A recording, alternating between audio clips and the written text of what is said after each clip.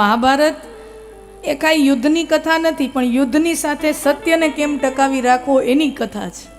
સત્ય એટલે ધર્મ. આપણે નિશાળમાં ભણતા ને નાના હતા ત્યારે પ્રાર્થના ગવડાવતા માસ્તર સાહેબ. અમારા વિસ્તારમાં તો અમે ભણતા ત્યારે હવે આ દરેક વિસ્તારમાં શાળાઓમાં પ્રાર્થના નોખી ગવાતી હોય, તો આ બાજુ ગવાતી હોય કે નહીં ખબર નહીં, પણ અમે ભણતા ત્યારે માસ્તર સાહેબ સરસ મજાની પ્રાર્થના ગવડાવતા.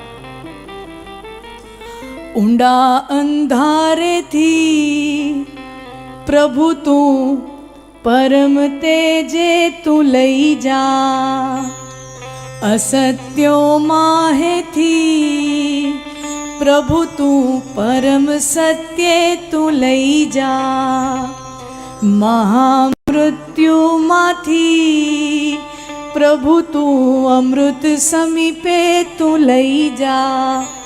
નાના હોય ને એ સ્કૂલમાં જે કરેલું હોય ને અહીંયા બેસી જાય. હા, અહીંયા એકદમ બેસી જ જાય. આજે આપણે નિશાળમાં ભણતા ને આજે પ્રાર્થના ગાતા, ખરેખર આપણા ઉપનિષદોમાંથી લેવાયેલી પ્રાર્થનાનું ગુજરાતી કરેલું છે. ઉપનિષદમાં આ જ વસ્તુને પ્રાર્થનાને કઈ રીતે આપણા ઋષિ મુનિઓએ ઉપનિષદમાં શ્રુતિ શું ગાય છે? અસતોમાં સદગમયા તમસોમાં જ્યોતિર્ગમયા.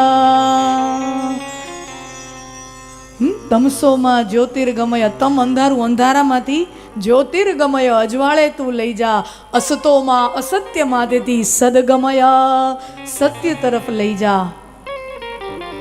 તમે વિચાર કરો, અહીંયા સત્યનો મહિમા ગવાણો છે.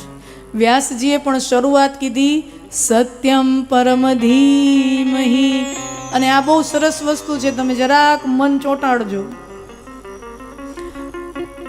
ભાગવત ગ્રંથ કોનો છે?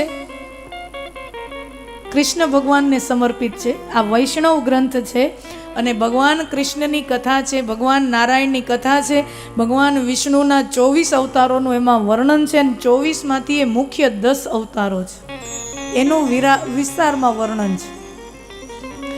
તો જે કૃષ્ણ ભગવાનનો ગ્રંથ છે, એ કૃષ્ણ ભગવાનના ગ્રંથની શરૂઆત કરતા પહેલા વ્યાસજી એમ લખી શક્યા હોત કૃષ્ણમ પરમ ધીમહિ. નથી કહેતા આપણે શ્રી કૃષ્ણ શરણમ મમ ગાઈએ છીએ ને, તો પછી વ્યાસજી તો વ્યાકરણની દ્રષ્ટિએ ત્યાં કાંઈ વાંધો ન આવે છંદમાં. અહીંયા કીધું સત્યમ પરમ ધીમહિ, અમે સત્યનું ધ્યાન ધરીએ છીએ. ત્યાં વ્યાસજી એમ લખી શક્યા હોત કે અમે કૃષ્ણનું ધ્યાન ધરીએ છીએ, કારણ કે છે તો કૃષ્ણ ભક્તિનો ગ્રંથ. પણ એમ નથી કીધું કૃષ્ણમ પરમ ધીમહિ રામમ પરમ ધીમહિ શિવમ પરમ ધીમહિ. રામ નહીં, શિવ નહીં, કૃષ્ણ નહીં, કોઈનું નામ, માતાજી કોઈનું નામ નહીં, સત્ય. શું કામ? માણસને હજીએ ઈશ્વર વગર ચાલે તો ચાલે, પણ સત્ય અને ધર્મ વગર ચાલતું નથી. ये सुनना, मैं व्यासपीठ से बहुत जवाबदारी से ये निवेदन कर रही हूँ. દુનિયામાં ઘણા નાસ્તિક લોકો છે ને, બધા ટેસ્ટથી જીવે છે, એ કોઈ દુઃખી નથી. તમે શહેરોમાં, મુંબઈમાં, દિલ્હીમાં જઈ આવો, ઘણા નાસ્તિકો છે જેણે મંદિરે પગ નથી મૂક્યો, ભગવાનના નામની એને ચીડ હોય, પણ છતાં લેરથી જીવે છે. એનો મતલબ શું થયો? કે એને ભગવાન વગર હાલે છે, એને ભગવાન વગર હાલે છે. તો એનો મતલબ તો એમ થયો ને કે માણાને ભગવાન વગર હજીએ હાલે, પણ ધર્મ વગર ચાલે નહીં. ધર્મ એટલે હું કોઈ તીલા ટપકા, કંઠી માળા, અમુક પ્રકારનો પહેરવેશ એની વાત નથી કરતી. ધર્મ એટલે નીતિ નિયમ, જેના ઉપર સમાજ ટકેલો છે. આમ કરાય, આમ ન કરાય, આ યોગ્ય છે, આ અયોગ્ય છે, આ ખાવું જોઈએ, આ ન ખાવું જોઈએ. આ જે વિવેક છે એને કહેવાય ધર્મ. કઈ જગ્યાએ કેવી રીતે વર્તવું જોઈએ એ જે સમજ છે એને કહેવાય ધર્મ. એને કોઈ સંપ્રદાય સાથે સંબંધ નથી, એને કોઈ તિલક કંઠી માળા સાથે સંબંધ નથી. બધાયના તિલક કંઠી માળાને નમન, પણ ધર્મ એ કોઈ કંઠી માળા, તિલક એની 4 દિવાલમાં સંકોચાઈ જાય એટલો કૃપણ ધર્મ નથી. ધર્મ વિશાળ છે. અને સાચું કહું ખોટામાં ખોટો માણા હોય ને, હૈડે હૈડ ખોટો માણા જે હોય ને, એ પોતે તો એવી જ આશા રાખતો હોય કે મારી હારે લોકો સાચું બોલે. હાવ ખોટાડામાં ખોટાડો, બેઈમાનમાં બેઈમાન, ધૂતારામાં ધૂતારો માણા હોય ને, એને એટલી અપેક્ષા હોય કે મારા ઘરમાં પરિવારવાળા કે હું જેની યાર વેપાર કરું છું ને એ મારી હારે નીતિથી વર્તે. હા, એને એટલી તો અપેક્ષા હોય જ. તમે જોજો, ચોર હોય ને, ચોરનું આખું ટોળું હોય, 4-5 જણા ભેગા થઈને ધાડ પાડવા જાય ને ચોરી કરવા જાય ને, એ પછી જે ચોરેલો માલ લઈ આવે ને, પછી ક્યાંક ગામની બહાર જીમમાં જાય ને, પછી જેની વહેંચણી કરવાની થાય ને ચોરેલા માલની, ત્યારે પછી 4-5 ભાઈઓ શું કહે એકબીજાને, ભાઈ હવે બધું વ્યવહારે નીતિથી ભાગલા પાડજો. એલા ચોરીનો માલ એમાં નીતિથી ભાગલા? એનો મતલબ તો એમ થયો ને કે ચોરને નીતિની અપેક્ષા છે, પોતાના માટે નીતિની અપેક્ષા છે. ચોરી કરેલા માલમાં જ્યારે વહેંચણીનો સમય આવે ત્યારે એને નીતિ જોઈએ છે. તો ચોરી શું એ નીતિ હતી? એ ધર્મ હતો? એનો મતલબ તો એ થયો કે માણસને પોતાના માટે તો ધર્મ જોઈએ છે. એ બીજાની સાથે એવો વ્યવહાર કરવા માગતો હોય કે ન હોય, પણ પોતાના માટે તો માણસને સત્ય જ જોઈએ છે, પોતાના માટે માણસને નીતિ જ જોઈએ છે, પોતાના માટે તો માણસને ધર્મ જ જોઈએ છે. એનો મતલબ એ થયો ધર્મ વગર માણસને ચાલે નહીં.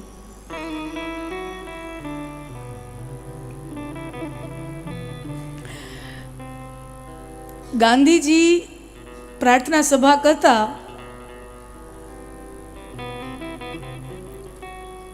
સર્વધર્મ પ્રાર્થના સભા, બધા ધર્મના લોકો ભેગા થાય, સમાજના લોકો ભેગા થાય ને ત્યારે પ્રાર્થના સભામાં પ્રાર્થનાઓ ગવડાવતા. તો ગાંધીજી પ્રાર્થના સભામાં હંમેશા એક વાત કહેતા કે ઈશ્વર સત્ય છે, ઈશ્વર સત્ય છે. તો અમુક સત્યાગ્રહી ભાઈઓ જે જોડાણા હતા ગાંધીજીના અભિયાન સાથે, સત્યાગ્રહ સાથે, એ પ્રાર્થના સભા પૂરી થઈને પછી બાપુ પાસે આવ્યા. બાપુ, તમે એમ કહો છો કે ઈશ્વર સત્ય છે, અમે તો ભગવાનમાં માનીએ, તો અમને તો એ વાત બરાબર લાગે, પણ બાપુ અહીંયા તો કેટલાય એવા લોકો હશે ને કે જે ભગવાનમાં નહીં માનતા હોય, એ સત્યાગ્રહમાં તો જોડાણા હશે ને. તો એના માટે તમે જે કહો છો ઈશ્વર સત્ય છે, એને કેમ એને ઈ કેમ માને? બાપુએ કીધું કે તમે મારી સાથે આશ્રમ સાથે શું કામ જોડાણા છો? તો કે બાપુ, તમારા સાથે તો અમે સત્યાગ્રહના લીધે જોડાણા છીએ. અચ્છા, એનો મતલબ તમે સત્યાગ્રહી છો ને? તો કે હા. તો કે જે સત્યાગ્રહી છે, તો જે સત્યાગ્રહી છે એના માટે સત્ય એ જ ઈશ્વર છે. બીજા લોકો માટે ઈશ્વર સત્ય છે, પણ જે સત્યને માને છે એને માટે સત્ય જ ઈશ્વર છે. તો સત્યનો મહિમા ગાયો છે.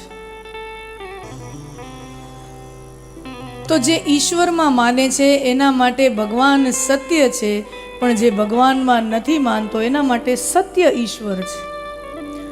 ઈશ્વર સત્ય હૈ, સત્ય ही शिव है, शिव ही सुंदर है. ईश्वर सत्य है, सत्य शिव है और शिव सुंदर है.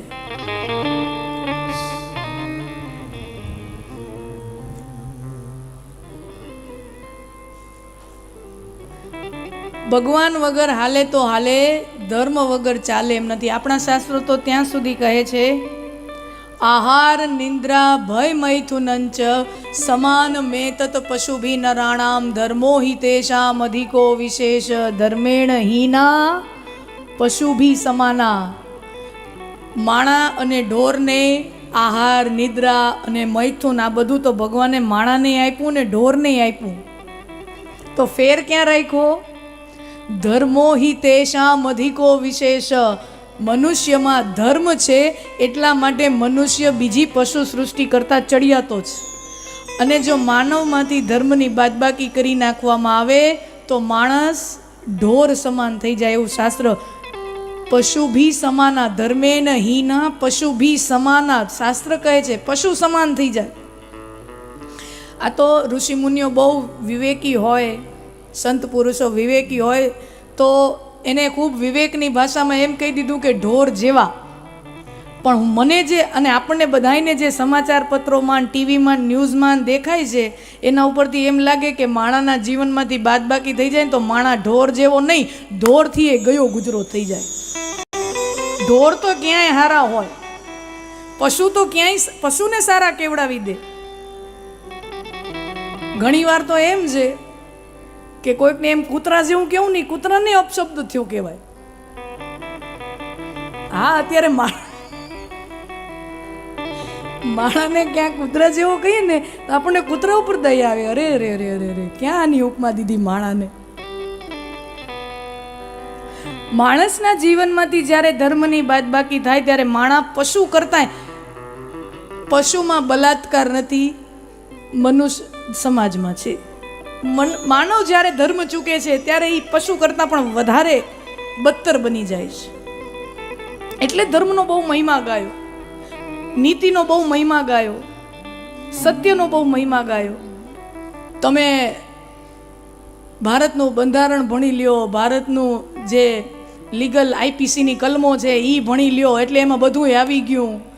એ બધું બરાબર છે, ભારતનું બધું બંધારણ છે, બાબા સાહેબ આંબેડકરજીએ આપણને આપ્યું છે, એને નમન છે. એ આપણા માટે ગ્રંથથી નીચું નથી, એટલો આદર છે આપણને બધાને એના માટે. પણ બહુ પ્રામાણિકતાથી અને જવાબદારી સાથે કહું છું, ખાલી ને ખાલી કોર્ટ, ખાલી ને ખાલી કોર્ટ કચેરી કે ખાલી ને ખાલી પોલીસ, ખાલી ને ખાલી કાનૂન કાયદા, ખાલી ને ખાલી બંધારણથી આ સમાજ ચાલી ન શકે. હા, બંધારણ કે ખાલી ને ખાલી નીતિ નિયમ કે ખાલી ને ખાલી કાયદાઓથી આ સમાજ ન ચાલી શકે. બધું અસ્તવ્યસ્ત થઈ જાય. તમને એ કહી દઉં શું કામ, તમને કાયદામાં અને ધર્મમાં શું ફેર છે ને તમને સમજાવું. કાયદો શું કહે છે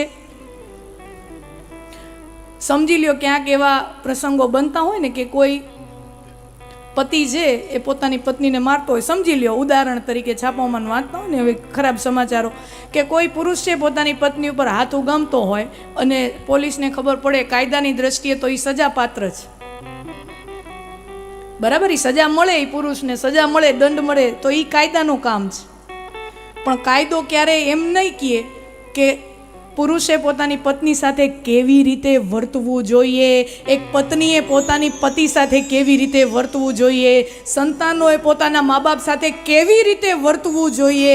મા બાપે પોતા જાણવું હોય તો મારે તમારે રામ કથા, કૃષ્ણ કથા પાસે આવવું પડે. એ કાયદા પાસે એ ભાષા નથી. એક ભાઈ બીજા ભાઈ સાથે કઈ રીતે વર્તે એ દેશના કયા કાયદામાં લખ્યું છે મને બતાવો. પણ રામકથા એમ કહે છે કે ભરતના ભાગે આવેલી રાજગાદી પણ ભરત એને ઠુકરાવી દે છે કે મને ન જોઈએ. એ ધર્મ છે, એ સમજ ધર્મ આપે છે. એટલે ધર્મના લીધે આ સમાજ ટકી શકે મારા વાલા. માત્ર ને માત્ર કાયદા અને બંધારણથી આ સમાજ ક્યારેય ટકી શકતો નથી.